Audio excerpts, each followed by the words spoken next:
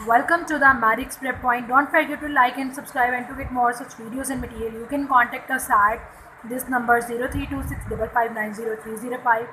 Today we'll have a look at some of the most important MCQs from MDCAT JSMU 2019 Physics. So let's get started. उन्होंने हमसे पूछा हुआ है if uranium जो है decays by emitting 2 alpha 1 beta and 2 gamma rays the new daughter element Y is. जो new daughter element हमारे पास आएगा वाई, और पेरेंट एलिमेंट हमारे पास क्या है यूरेनियम, जिसका एटॉमिक नंबर है 92 and its atomic mass is 235।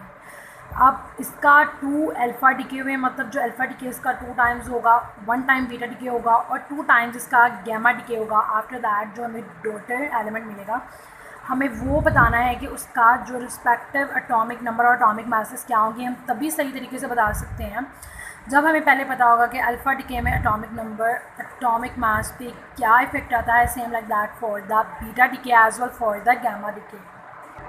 ठीक हो गया। तो अल्फ़ा डिके जब भी होगा तो एटॉमिक नंबर डिक्रीज़ कर जाएगा by the 2 numbers, whereas that of the atomic mass gets decrease by the 4 numbers. लेकिन 2 दफ़ा यहाँ पे अल्फ़ा डिके होगा हमारे पास, तो क्या होगा, इसको हम 2 से मल्टीप्लाई कर देंगे। तो इस कंडीशन में हमारे पास जो हमारा पेरेंट एलिमेंट है उसका जो एटॉमिक नंबर है that will get decrease by 4 and its atomic mass gets decrease by 8। और यहाँ पे क्या होगा, 92 एटॉमिक नंबर, इसे हम 4 टाइम्स डिक्रीज करेंगे, हमारे पास क्या आएगा 88। और जो 235 इसका एटॉमिक मास, इसे हम 8 टाइम्स क्या करेंगे, डिक्रीज करेंगे, हमारे पास क्या आ जाएगा 227। सेम लाइक दैट यहाँ पे जब हम देखेंगे बीटा डिके में, तो पहले तो हमें ये बताना चाहिए ना कि बीटा डिके में होता क्या है। तो बीटा डिके में एटॉमिक मास पे तो कोई भी इफेक्ट नहीं होता, जबकि जो एटॉमिक नंबर होता है दैट गेट्स इंक्रीज्ड बाय 1। सो यहाँ पे हमारा एटॉमिक नंबर था 88, इसका एक दफ़ा बीटा डिके हुआ है, तो क्या होगा, इसका एटॉमिक नंबर एक नंबर इंक्रीज़ कर जाएगा और क्या हो जाएगा यहाँ पे 89। जबकि बात अगर हम इसकी करें कि गैमा डिके में क्या होगा, तो गैमा डिके में एटॉमिक नंबर और एटॉमिक मास पे कोई भी इफेक्ट नहीं पड़ेगा। So keeping mind all these things, हमारा क्या होगा, करेक्ट आंसर ये होगा। देखिए ना यहाँ पे इस तरह जो अभी हमने इसका यहाँ पे फाइंड आउट किया है, एटॉमिक नंबर 89 हो जाएगा y89 and 227 it will be the correct option. उसके बाद हमारे पास है वो कहते हैं कि 3 टाइम्स डिक्रीज़ इन डिस्टेंस। जो डिस्टेंस है d है उसको हमने 3 टाइम्स क्या करना है, डिक्रीज़ कर देना है, d/3 कर देना है हमने। Between the plates of a parallel plate capacitor will be. तो इस पे ऑप्शन में देखिए उन्होंने हमें कैपेसिटेंस दी हुई है, डिक्रीज़ हो रही है, इंक्रीज़ हो रही है, बाय हाउ मेनी टाइम्स। ठीक है, डिफरेंट ऑप्शंस में। तो हमें ये बताना है कि हमने 3 टाइम्स जो डिस्टेंस है वो डिक्रीज़ कर दिया पैरेलल प्लेट कैपेसिटर की प्लेट्स में, तो इसके कैपेसिटेंस पे क्या इफ़ेक्ट होगा। जो हमारे पास पैरेलल प्लेट कैपेसिटर है उसकी कैपेसिटेंस के लिए हमारे पास ये वाला जो है फॉर्मूला, ठीक है, C is equal to epsilon not not epsilon not R A/D।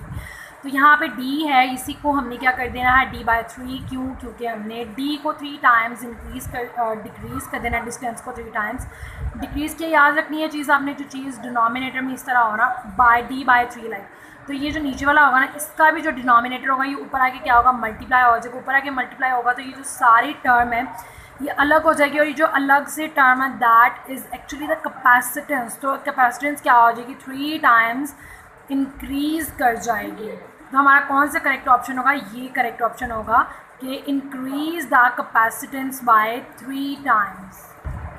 Next हम लोग देखते हैं, वो कहते हैं when an object is thrown up. But एक ऑब्जेक्ट को हमने ऊपर थ्रो किया है, it rises to a height h। Height उन्होंने हमें दे दी है, क्या हाइट है हमारे पास, h हाइट है। How high is object in terms of h. हमें इन टर्म्स ऑफ एज बताना है कि जो ऑब्जेक्ट है वो कितना हाई गया है, उसकी हाइट हमें बतानी है। When it has lost 1/3 of its original kinetic energy. Original kinetic energy में से इसने 1/3 क्या कर दिया है, लॉस्ट कर दिया है। तो यहाँ पे क्या है, जो ओरिजिनल काइनेटिक एनर्जी है वो किस चीज़ के इक्वल है, लाइक वो काइनेटिक एनर्जी और पोटेंशियल एनर्जी के। जब भी हम किसी बॉल को ऊपर की तरफ थ्रो करेंगे उसकी काइनेटिक एनर्जी किस में कन्वर्ट होगी, पोटेंशियल एनर्जी में।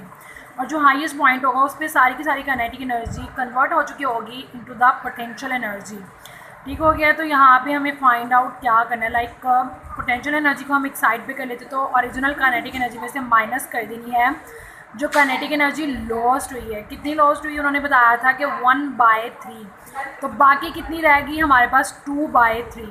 तो इसको हम इस तरह से सॉल्व करेंगे, हमारे पास आंसर आता है potential energy is equal to 1/3 और of the original kinetic energy at the highest point, और ये जो है काइनेटिक एनर्जी किसके इक्वल होती है, at the highest point equals to the potential energy. ठीक हो गया, तो हमारे पास क्या आ गया है 1/3 mgh मैस, एंड जो ये जो है ग्रेविटेशनल एक्सेलरेशन ये तो कांस्टेंट रहेंगे, तो हमारे पास आ जाएगा h/3, तो यही हमारा क्या होगा, करेक्ट आंसर होगा। उसके बाद हम लोग देख लेते हैं नेक्स्ट एग्जांपल, उसमें वो क्या कहते हैं, the necessary condition for Boyle's law to hold is, वो क्या होगा, पहले हम ये आइडेंटिफाई कर लेंगे बॉयल्स लॉ में क्या होना चाहिए।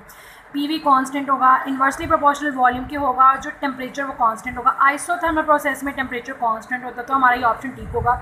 आइसोबैरिक प्रोसेस में प्रेशर कांस्टेंट होता है, इसको हम किस तरह से याद रखेंगे, जिसे हम बैरोमीटर को यूज़ करते हैं टू मेजर द प्रेशर, तो उसी से बैरिक ओके। और आइसो का मतलब क्या होता है, सेम। आइसोकोरिक में क्या होगा, volume constant, and in that of the adiabatic process there will be no heat exchange. So keeping in mind all these things, isothermal is the correct option, क्योंकि इसमें क्या है, टेम्परेचर कांस्टेंट होगा।